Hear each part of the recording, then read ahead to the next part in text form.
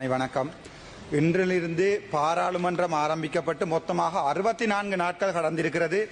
இன்றைய தினம் எனது முறைப்பாடு, எனது பாராளுமன்ற சிறப்புரிமை மீறப்பட்டிருக்கின்றது என்றது தொடர்பான எனது முறைப்பாட்டின் 36வது நாள் கடந்திருக்கிறது. உங்களுக்கு தெரியும், பாராளுமன்றத்திலே ஒரு பாராளுமன்ற உறுப்பினர் மக்களால் தெரிவு செய்யப்படுகின்ற போது மக்களின் பிரச்சனைகளை கதைப்பதற்காக நேரம் ஒதுக்க வேண்டும். அதற்காகத்தான் விகிதாசார முறை இருக்கிறது.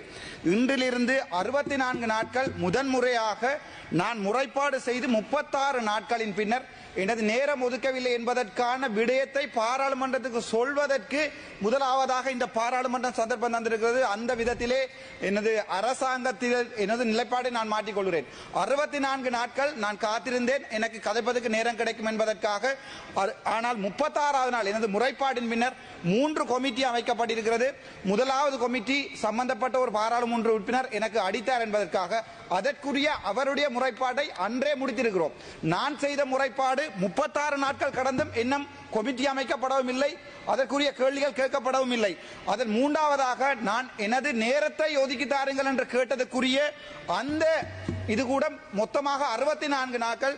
நான் இதிலே இந்த கடிதத்திலே சொல்லியிருக்கிறேன். இந்த கடிதத்திலே சொல்லப்பட்டிருப்பது ஆங்கிலத்தில் என்பதால் நான் தமிழில் கதைக்க விரும்புகிறேன். என்னுடைய தமிழ் மக்கள் இதை தெளிவாக புரிந்து கொள்ளணும். ஏனென்றால் 64 நாட்கள் ஒரு பாராளுமன்ற உறுப்பினரை கதைப்பதற்கு தாங்கள் இடம் கொடுக்காவிட்டால் அது அரசாங்கத்தினுடைய வெட்கங்கெட்ட செயல். ஏன் இவர்கள் பயப்படுகிறார்கள்? சாதாரணமான ஒரு பாராளுமன்ற சுயேட்சை பாராளுமன்ற உறுப்பினர்கள் கதைப்பதற்குரிய நேரத்தை அல்லது அந்த நேரம் ஏன் அவர்கள் ஒதுக்கவில்லை என்பதற்காக ஒரு கமிட்டியை போன் பண்ணதற்காக 36 நாட்கள் நான் வெயிட் பண்ணி கொண்டிருக்கிறேன். இது எந்த வகையில் நியாயம்? 1974 இதில் உள்ள விஷயங்களை சொல்கிறேன். 1974 ஆண்டு தந்தை செல்வநாயகம் தெளிவாக சொல்லியிருக்கிறார், 2 சமூகங்களுக்கு இடையிலே ஒற்றுமை ஏற்பட வேண்டுமாக இருந்தால் ஒரு சமூகம் இன்னொரு சமூகத்தை மதிக்க வேண்டும். பாராளுமன்ற உறுப்பினராகிய எனக்கு 36 நாட்கள் கதைப்பதற்குரிய நேரம் ஒதுக்காமல் முதலாக கதைப்பதற்காக என்னுடைய சொந்த பிரச்சனையை கதைக்க வேண்டிய நிலைமையை இந்த அரசாங்கம் எனக்கு ஏற்படுத்தி இருக்கிறது. இன்றிலிருந்து இந்த அரசாங்கத்துக்கு என் மனதால் கொடுக்கின்ற சகல சப்போர்ட்களை நான் இல்லாத செய்கிறேன். இன்றிலிருந்து உண்மையான எதிர்க்கட்சியாக நான் இருப்பேன். ஆனால் நீங்கள் இன்றிலிருந்து ராமநாதன் அர்ச்சுனாவுடன் நீங்கள் கை நீட்டியதற்கான எனக்கு வழக்குகள் போடப்பட்ட 24 வழக்குகள், ஒரு தனிப்பட்ட வழக்கு கூட நான் வைத்தியராக இருந்தவரை இதுவரை போடப்பட்டதில்லை. 24 வழக்குகள் போடப்பட்டிருக்கிறது. ஒரு ஹெட்லைட் போட்டு வாகனம் ஓட்டியதற்காக அரஸ்ட் பண்ணுகிறார்கள். ஒரு சிங்கள எம்பியாக இருந்தால் உங்களால் ஒரு சிங்கள எம்பியை ஒரு பிசி சார்ஜர் பாராளுமன்றத்திலே தரப்பட்ட அந்த இதை எடுத்து காட்டிய போது photo Honorable member, can you stick within the framework of your complaint in this, please? நன்றி ஐயா.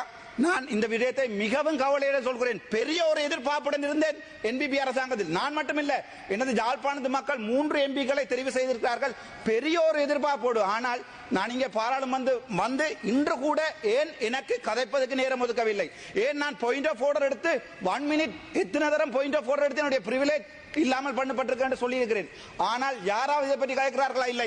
தமிழ் சிங்கள மக்கள் ஒன்றாக வாழ வேண்டும் என்றால் உயரிய சபையாகிய பாராளுமன்றத்திலே உண்மையான விடயங்களை கதைப்பதற்கு நேரம் ஒதுக்க வேண்டும். ஏன் அரசாங்கம் பயப்படுகிறது சாதாரணமான ஒரு சுயேட்சை குழு பாராளுமன்ற உறுப்பினர்களுக்கு?